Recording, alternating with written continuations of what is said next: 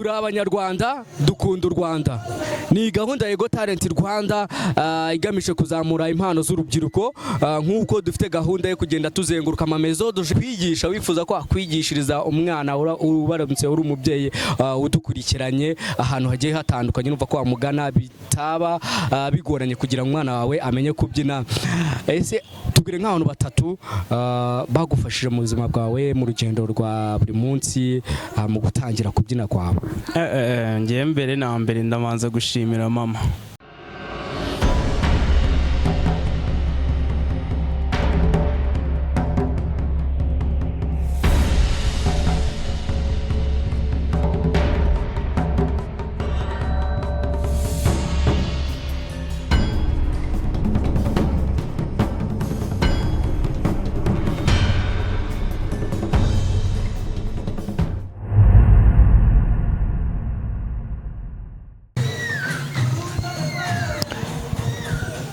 Turi abanyarwanda dukunda u Rwanda. Ni gahunda ya Ego Talent Rwanda igamije kuzamura impano z'urubyiruko, nk'uko dufite gahunda yo kugenda tuzenguruka amamezo dujene agiye atandukanye yo mu gihugu ndetse n'abandi bari hanze, kuko twebwe ntago duheza umuntu wari wese araza tukamuha umwanya. Reka rero tubuze abatura Rwanda, abari mu misozi, abari mu majyaruguru, abari mu mujyi wa Kigali, ahantu hagiye hatandukanye. Reka mbabwe ngo mushakire guhirwa, mukomeze mumererwe neza. Ntago nakibagiro kandi aba diaspora bari mu bihugu bigiye bitandukanye, like Poland, Canada, USA, China n'ahandi hagiye hatandukanye. Reka mbasabe ngo mukomeze mukore subscribe, like, share, comment n'ibindi bigiye bitandukanye ngo mujye gukurikirana ibikorwa byacu. See the outfit, nta kindi kintu cyo kurenzaho. Umujene turi kumwe hano ntago nakirwa muvuga ahubwo we ubwiwe bitiwe n'ubushonga n'ubukaka afite agiye kutwibwira, ubundi tugende dukomeza ibiganiro byacu. Wasa amazina yanjye ni Deris. Arakoze cyane, aragira ati ni Deris. Nizere ko ahantu cameraman ari kureba imyambarire hano, arakoze. Agiye kutubwira rero nyuma yo kumenya ko ari Deris, ese akora iki? Deris ni umubyinnyi. Ni umubyinnyi. Arakoze cyane, aragira ati ni umubyinnyi. Watangiye kubyina ryari? Natangiye kubyina nyine muto, like nahereye muri 2019 kugeza na n'ubu tu. Urumva experience mfite ni y'imyaka ingahe iyo ngiyo, mba numva ngiye kuri ngiye nyine ihagije, ariko nkeneye kongeraho. Ako nyine urumva nyine ko ibintu nabitangiye kera. Arakoze cyane rero, aragira ati ngiye mfite experience itandukanye y'igihe kinini.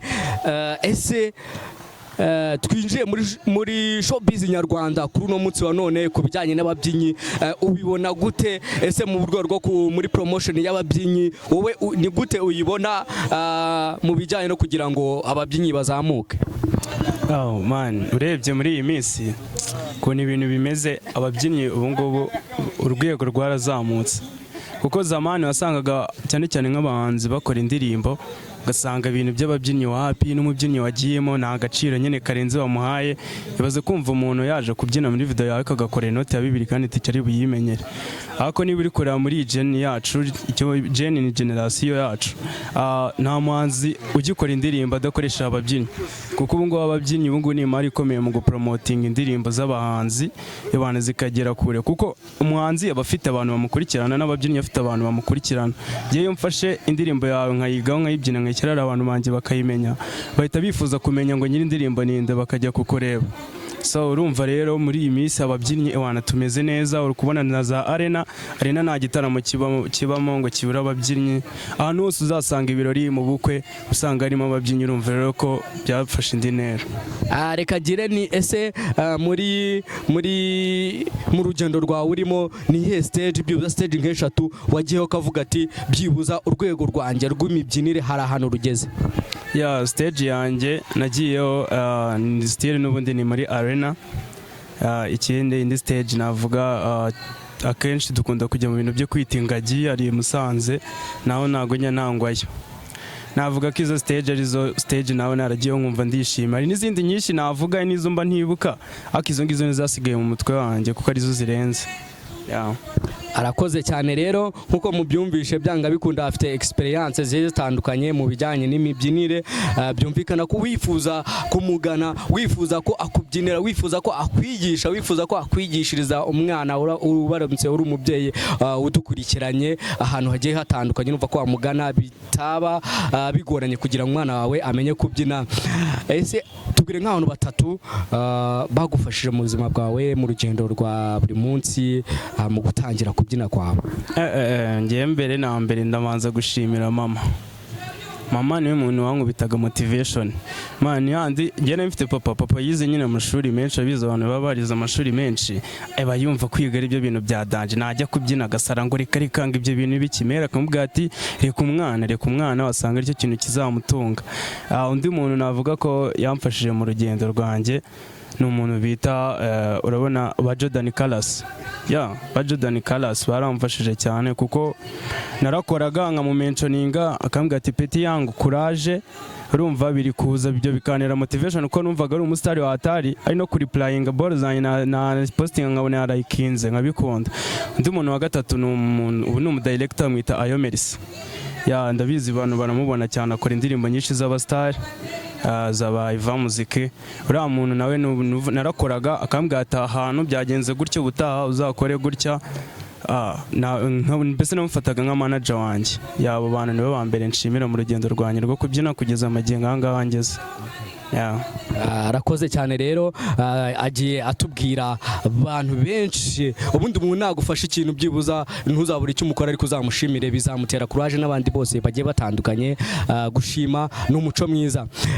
Tubwire ibintu bibiri waba wumva warakoze ukiri umwana ubwawe nawe ku buryo ubyibuka wabitekereza mu mutwe ukumva urajagaraye. Nyiri umwana ngiye bigeze kuntuma guhaha, urumva bantu mu munyu, ngiye guhaha umunyu nizanira isabune, urumva nagiye guhaha umunyu nizanira isabune. Iki nicyo kintu ntekereza nkumva ko ubugoryi byanjagarana, n'ubu niyo mbitekereza nanjye niseka bya Atari. Ikindi navuga wenda ikindi kintu nakoze, nariye minesi y'ababyeyi, kagiye narakubiswe mu buzima n'izo nkoni. Arakana ashushanyije mu cyumba, iyo nkarebye njya nkibuka kanditseho recall, ku kantu niko kanyibutsa ibyo bintu nyine, ibyo bintu ntekereza nyine nkumva nawe ndajagaraye. Okay, urakoze cyane rero. Ese abantu bifuza kugufasha mu bijyanye n'ubuzima bwawe bwa buri munsi, mu kubyina, ashobora kugufasha mu buryo bw'ibitekerezo, ashobora kugufasha mu buryo bwa finance, ashobora kugufasha mu buryo bwo kukongera kukuzamura ubumenyi mu kubyina, yakubona gute? Dukoresha imbuga, ni ukuvuga ngo ari Instagram, amazina ni Delice, ugasigamo umwanya inyuguti ya D, ugasigamo umwanya dance, bivuze ngo ni Delice D dance. No kuri TikTok niko nitwa. Nimero n'ubundi kigera kuri IG, ubona ahantu ari iyo ukanze kuri profile hari akantu ubona ka WhatsApp, ugakandaho ukaba wanyandikira nta kibazo tukavugana. Ni ibyo ngibyo. Yewe. Okay, arakoze cyane. Njyewe nagiye ndyoherwa n'ibintu yarari kuvuga ko buriya. Ikindi kibazo cya kabiri nshobora kwibaza, ese uramutse ubyutse kano kanya bitewe n'ahantu ugeze, ukumva umubyeyi arakubwiye ngo ntabwo uzongera gusubira mu bintu byo kubyina, wakora iki? Aho ni handi wumva umwana ngo yabaye ikiraro asigaye arara muri rigore. Nava mu rugo ngiye nkajya gukoresha akantu njya kwerera ariko nkabyina, kuko ngiye ndabikunda, n'intambara narwanya kugira mbe ngeze aha ngaha. Nta muntu wabasha kumpagarika by'aka kanya, ntibibaho. Okay, arakoze cyane rero. Nkuko mwagiye mwumva ibintu bigiye bitandukanye, uburyo cyangwa se urugendo agenda acamo mu bijyanye no kubyina. Ese nakubaza ibibazo uko bavuga ko ababyinnyi mu mbyino yabo bakunda gukoresha ibintu kandi ari nabyo bisa nko bitubase muri iyi minsi, ubivuga iki? Koko nibyo murabikoresha cyangwa bakunda gukoresha ibiyobyabwenge? Ibiyobyabwenge oya, ntabwo ariko bimeze. Hari ukuntu ubundi iyo Imana ari impano aba ari impano. Bivuga ngo ushobora kubona ukuntu ndi kubyina n'umugaga mfite na speed mfite, ukavuga ati uriya muntu ashobora kubakoresha ibiyobyabwenge. Ni rwa rukundo rwo ukuntu mbikunda nyine n'ukuntu mbikora mbyishimiye, bigatuma rero bima energy yo kuba nabyinuka, kuko ukaba wakwibaza ko nkoresha ibiyobyabwenge.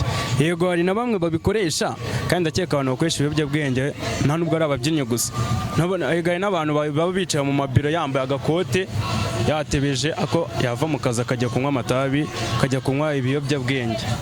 Ese gahunda ya Got Talent Rwanda irimo ubona ari iki igiye kubafasha nk'urubyiruko, aho dufite gahunda yo kuzenguruka ibice byose ku bijyanye no kwerekana abatabona ukuntu bigaragaza, twe tukaba platform aho dutegura ibitaramo kabiri mu mwaka, mu kwezi kwa gatanu ndetse no mu kwezi kwa 12, aho turimo tugera twagura ibikorwa kugira ngo buri mujene wese yishimiye Got Talent Rwanda. Ese ubona ari iki igiye kuza kudufasha? Got Talent ni nziza, narayikunze kuko nuvuga ngo ni igikorwa cyiza ushobora kuza ukamurikamo impano yawe ukamenyekana. Niba abantu batari bakuzuhura nabo bakakumenya, nk'ubu ngubu njyewe nayikozemo ni nayo yanzamuye, nanjye biranungura kuba ngenda nahura n'abantu nkumva umuntu aramubwiye ngo Derisse bimeze bite, cyangwa kumva nk'umuntu akubwira ati waje tugafata agafoto. Ibyo byose bituruka muri ibi birori baba bategura nka Got Talent Rwanda, kandi iki gikorwa ni cyiza. Nifuza mu cyifuzo cyane numva yuko bagikomeza kandi bakakomeza bongeramo utundi dushya kugira ngo abafana nyine nanone baze ari benshi, n'undi kuryo n'undi muntu ashaka kuva mu yindi ntara aje muri iki gikorwa. Urakoze cyane rero, message muri kugenda muduha zo kujya twagura ibitekerezo n'ibikorwa, niyo gahunda kugira ngo buri munyarwanda wese agerweho na Got Talent Rwanda, aho tugamije kugenda twagura ince na zimwe zitandukanye ndetse nabo muna tukabageraho, aho ubu turi gukora mu karere ka Gasabo, ariko bitabujije ko n'abandi bagenda batugana. Ikibazo cya nyuma tugasoza, ukiri muto n'icyo wakoze nawe ubwawe, usibye ko n'umubyeyi niyo yatagukubita, wowe ubwawe ku ruhande ukumva ko ukwiye gukubitwa kugira ngo ukubitwa akanyafu k'ibyo wakoze bitari byo? Kera icyo nawe narakoze ni ikihe koko? Nkiri umwana byitwa ngo ndi umwana. Njye kera nariye umwana tungana.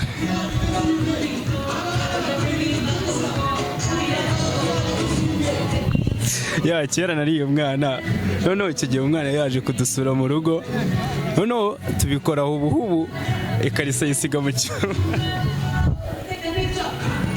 Urumva yisize mu cyumba, urumva nk'umubyeyi ntabwo yaberwa ikariso ngo abo bashiki banjye bakiri batoya cyane, araza avuga ati ikariso ni iyande, tidere nutabimbwira ndagukubita ndakwica. Urumva nanjye ni ubugoryi nagize, nahise mbivuga neza, bati twabikoze byagenze gutya na gutya. Gira inshuti eshatu ukunda uhoza ku mutima usuhuza.